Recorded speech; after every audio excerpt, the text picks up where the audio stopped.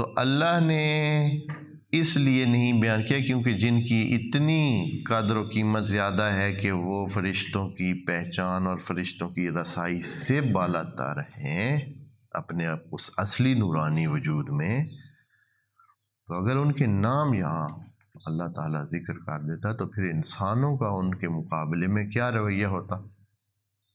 انسان محسوس گرا ہے، محسوسات کی طرف اس کی رغبت بے حساب ہے۔ اللہ جو کہ پورے جہان میں موجود ہے لیکن انسان اس کو محسوس نہیں کرتا ہے تو وہ اس کو نظر نہیں آتا ہے، لیکن اس کے مقابلے میں افسر، اس کا بڑا، اس کا آس پاس، وہ اس کو نظر آتے ہیں۔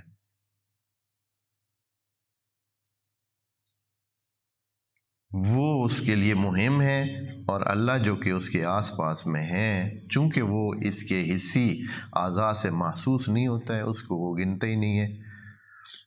ایک چھوٹا سا بچہ اس کو دیکھے تو وہ گناہ نہیں کرتا ہے اس کے سامنے۔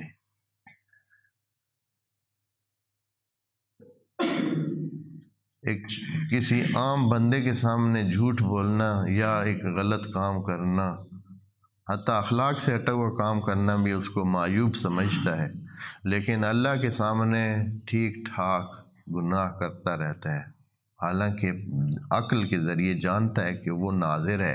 قرآن میں بار بار کہا ہے کہ ہمارے بندے آپ کے آس پاس میں موجود ہیں جو لکھ رہے ہیں۔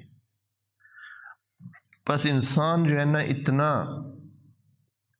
محسوسات کا وہ دلدادہ ہے، گرویدہ ہے کہ اگر اللہ ان وجودات کا نام یہاں لکھتا اور وہ پھر اس دنیا میں ہوتے تو انہوں نے ان کو اوثان بنا لینا تھا، وثن بنا لینا تھا۔ وثن یعنی ایسی چیز جو جس کی عبادت کی جائے، جس کو مانا جائے، دل و جان سے مانا جائے اور اس کی عبادت کی جائے اور وہ خدا بھی نہ ہو۔ اور یہ چیزیں قرآن میں پیش کر کے اللہ نے یہ سابقہ، کیونکہ پہلے یہ پیش آ چکی ہے۔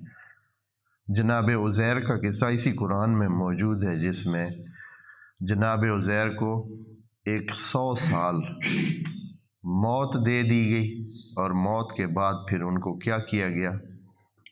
زندہ کیا گیا۔ جب وہ واپس گاؤں میں زندہ ہو کر گئے تو ان کا دوسرا بھائی ان سے 100 سال بڑا تھا اور وہ 100 سال چھوٹے تھے۔ تو مخلوق کو پتہ چلا، ان سے پوچھا گیا کیا ہوا، تو کہا کہ میں گیا تھا ادھر اپنے گدھے کے ساتھ ادھر اور پھر واپس آ گیا ہوں۔ تو وہ جو ہے انہوں نے کیا کہا، ہاں بس اس دن سے انہوں نے کہا کہ یہ تو خدا دا پتر ہے، یہ اللہ کا بیٹا ہے، اس لیے کہ کبھی دنیا سے گیا ہوا بندہ آج تک اور کوئی واپس نہیں آیا۔ یہ جو واپس آ گیا ہے، مر کے واپس آ گیا ہے، تو اس کا مطلب ہے یہ اللہ سبحانہ کو کچھ لگتا ہے، اور کون ہو سکتے، بیٹے ہی ہو سکتے ہیں جی۔ تو انہوں نے، یہود نے کہا کہ عزیر ابن اللہ، قرآن کی آیت میں موجود ہے، جناب مسیح عیسیٰ ابن مریم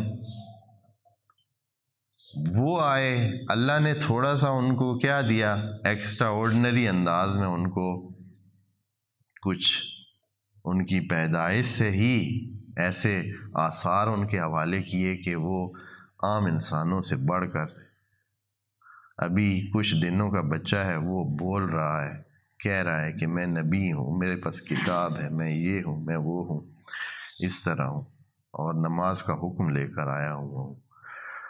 پھر یہ ہے کہ مردہ کو زندہ کرنا بھی ان کے پاس میں، جو شفا ویسے نہیں جن کو مل سکتی اس وقت کے مریضیاں جو تھی، بیماریاں تھیں، ان کو شفا بھی وہ دیتے تھے اپنے ہاتھ سے۔ تو جب یہ حالات ان کے دیکھے تو وہ حس گرا انسان کو کیا نظر آیا کہ نہیں بھائی، یہ ہو نہ ہو، یہ بندہ خدا ہے یا خدا کا بیٹا ہے، چونکہ خدا تو موجود ہے، اور بس یہ حتماً خدا کا بیٹا ہے۔ بس یہ جب حالات انسانوں کے ہیں تو اس حالات میں قرآن میں اس قسم کی شخصیات کا ذکر کر دینا تو اس کا کیا نتیجہ نکلنا تھا؟ یہی نتیجہ نکلنا تھا کہ کیا مان لیتے لوگ؟ انہی کو ہی پرستش کرنا شروع کر دیتے، انہی کو ہی ماننا شروع کر دیتے، انہی کو ہی خدا مانا۔ ابھی تو بہت سارے جن کے نام نہیں ہے خدا کے طور پر یا نورانی وجود کے طور پر، یا آسمانوں میں ان کا ذکر نہیں ہے کہ آسمانوں میں جناب عیسیٰ کا آسمان کے حوالے سے کوئی ذکر نہیں ہے کہ وہاں عرش الہ پر جناب آدم کے سامنے ان کو پیش کیا گیا۔ صرف زمین پر ان کو کچھ ایسے سلسلے دیے گئے تو لوگ اتنے ہو گئے۔ اور اگر کسی کا یہ پتہ چلے کہ آسمان میں بھی فرشتوں کے سامنے بھی ان کی اتنی منزلت ہے تو پھر اس کا کیا ہوگا؟ اس لیے اللہ نے ان کے نام کیا رکھے ہیں؟ نہیں ذکر کیے، لیکن واضح ہے، سب نے کہا ہے کہ یہ شخصیات ہی ہیں جن کا ذکر یہاں ذوی العقول کی ضمائر کے ساتھ ہو رہا ہے۔